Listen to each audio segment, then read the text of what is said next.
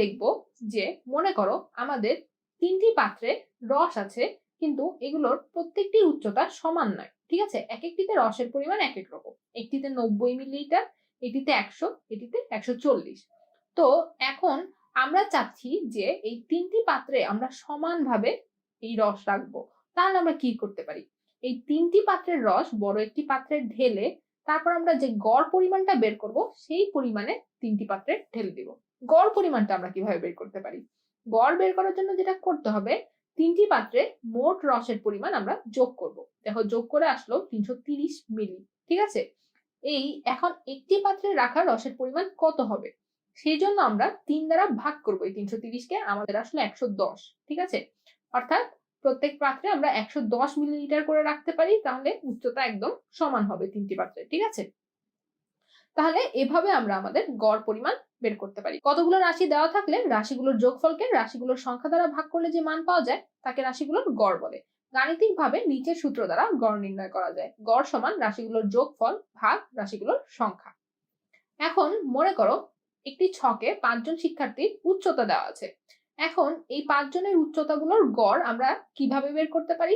একটু আগে যে পদ্ধতি শিখলাম সেভাবে আমরা প্রত্যেকের উচ্চতা অর্থাৎ 5 জনের মোট উচ্চতা যোগ করে 5 দিয়ে যদি ভাগ করি তাহলে আমরা গড় উচ্চতা পেয়ে যাব 141.8 সেন্টিমিটার। ঠিক আছে, আরেকটি মনে করো রেজা আরেকটি কৌশলে কাজটি করতে পারে, সেটা হচ্ছে দেখো প্রত্যেকের উচ্চতা 130 থেকে বড়, তাই না?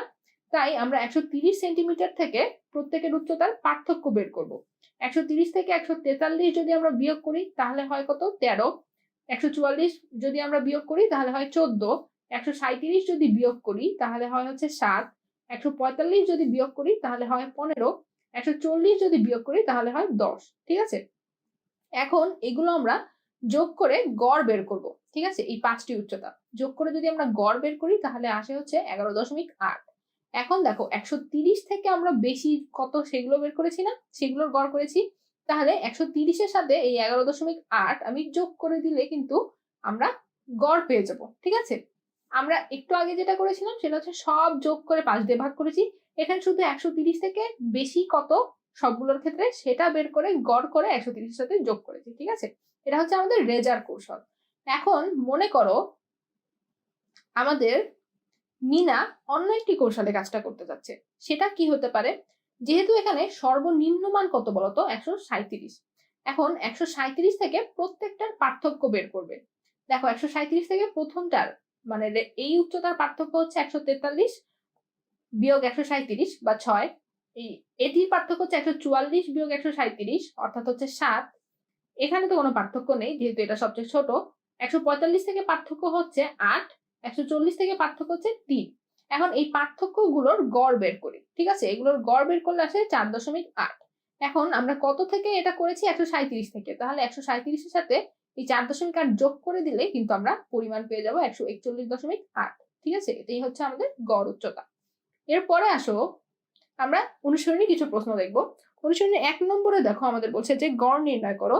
এখানে আমাদের 4টি মান দেওয়া আছে, 134, 136, 132, 138। এখন আমরা গড় কিভাবে বের করব? এগুলো যোগ করে আমরা 4 দিয়ে ভাগ করলেই কিন্তু গড় পেয়ে যাব।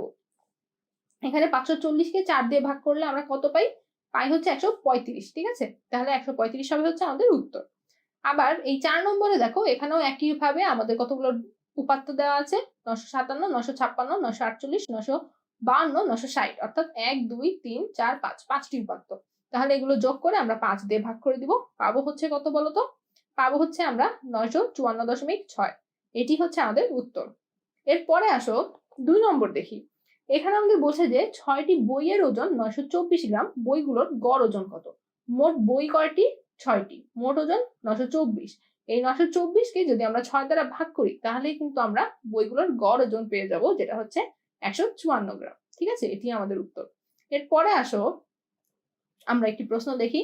এখানে বলছে যে সোহেল এবং হামিদা বাংলা, ইংরেজি, গণিত, বিজ্ঞান এবং বাংলাদেশ ও বিশ্ব পরিচয় পরীক্ষায় প্রাপ্ত নম্বর দেওয়া আছে। ঠিক আছে, গড় নম্বর নির্ণয় করো এবং দুজনের মধ্যে কে পরীক্ষায় ভালো করেছে তা বের করো। এখন দেখো আমরা যেটা করব, সোহেল এই 4টি বা 5টি বিষয়ে মোট কত নম্বর পেয়েছে সেটা বের করব।